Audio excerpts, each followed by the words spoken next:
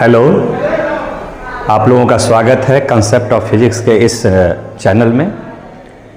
आज हम आपके लिए लेकर आए हैं नीट 2026 का ये प्रश्न है इलेक्ट्रिकल सर्किट से रिलेटेड।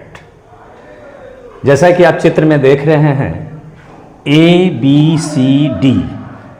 ABCD एक वायर है जिसे कि एक स्क्वायर के फॉर्म में लाया गया है। प्रश्न यही है कि ABCD एक मेटेलिक वायर है, उस वायर को एक स्क्वायर के फॉर्म में यानी वर्ग के रूप में लाया गया है और उसे इस तरह से इलेक्ट्रिकल सर्किट में कनेक्ट किया गया है जिस तरह की चित्र में दिखाया गया है। ABCD और BD भुजा के बीच, पॉइंट्स के बीच एक रेजिस्टेंस लगा हुआ है 2 ओम का। तो अगर हम देखें तो क्वेश्चन में ये दिया हुआ है कि ABCD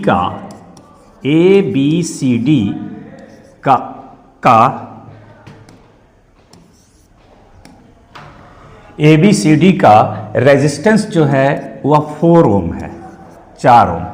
जैसा कि हम जानते हैं कि R is proportional to L, लंबाई पर निर्भर करता है। तो प्रत्येक ब्रांच बराबर है, यहाँ पर सभी ब्रांच बराबर है। तो सभी ब्रांच बराबर है तो इसका मतलब है कि सभी का लंबाई यहाँ वर्ग में बराबर होता है तो रेजिस्टेंस भी बराबर होगा। तो 4 रेजिस्टेंस अगर बराबर भागों में बटेगा तो ये भी हो जाएगा 1 ओम, ये भी हो जाएगा 1 ओम, और ये भी हो जाएगा 1 ओम, और ये भी हो जाएगा 1 ओम। यानी ABCD जो वायर के फॉर्म में है उसको स्क्वायर के फॉर्म में लाया गया तो प्रत्येक साइड उसका 1 ओम 1 ओम 1 ओम 1 ओम होगा, क्योंकि R is proportional to L होता है। अब हम क्या करेंगे कि इसको इस तरह से दिखाया गया है ताकि कंफ्यूज किया जा सके। दरअसल में ये रेजिस्टेंस है, इसको हम रेजिस्टेंस के फॉर्म में लिख देते हैं। तो अब ये देखने में काफ़ी हद तक आसान लगेगा ये प्रश्न, काफ़ी हद तक 1 ओम 1 ओम। और जब इसको इस रूप में हम देखेंगे तो जस्ट लाइक ये व्हीटस्टोन ब्रिज, ये व्हीटस्टोन ब्रिज बना रहा है।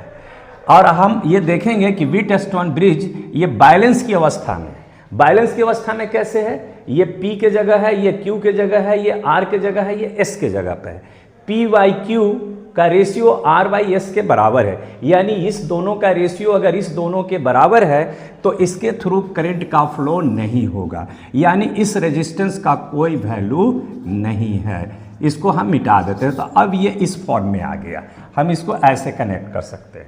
तो अब हम क्या देखेंगे कि 1 1 2 हो गया सीरीज में, और फिर नीचे 1 1 2 हो गया सीरीज में। अब ये 2 और ये 2 आपस में मिल करके इस तरह का फॉर्म करेगा, ये इस चीज में कन्वर्ट हो जाएगा। हम देख सकते हैं ये 2 ओम और ये 2 ओम, और इधर हम लाएंगे, ये सेल से जुड़ा हुआ है, E बराबर आपका है 2 वोल्ट। तो करंट बराबर, तो सबसे पहले R इक्विवेलेंट का मान निकालेंगे। तो R इक्विवेलेंट का मान हो जाएगा यहाँ पर E बराबर 2 वोल्ट, और ये 2 2 क्या हो गया 4 वोल्ट, सॉरी ये 4 ना हो करके ये पैरेलल में है तो 1 ओम हो जाएगा। तो I इक्वल टू हो जाएगा E बटा में R, और E के जगह पर 2 हो गया, R के जगह 1, इसलिए I बराबर 2 एम्पियर, यही आंसर होगा। तो इस तरह से आपका ये वाला